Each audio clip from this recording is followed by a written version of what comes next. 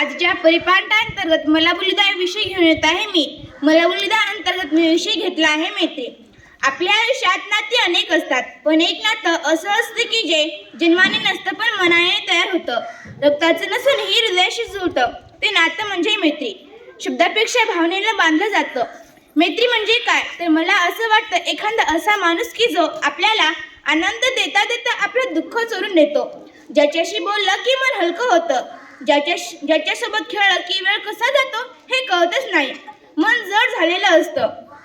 तेवढ्यात एक मित्र येतो, दोन शब्द बोलतो आणि आपल्या मनातला सगळा गुंता गेला की नाही. कारण मित्र म्हणजे आपल्या मनाचं औषध, हसू, आनंद आणि मित्र म्हणजे आपल्या आयुष्याचा खजिनाच असतात. शाळेत पहिल्यांदा पाऊल टाकताच कोणी कोणाचं ओळखीचं नसतं.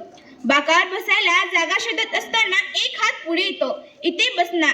एवढ्या वाक्याने मैत्री सुरू होते.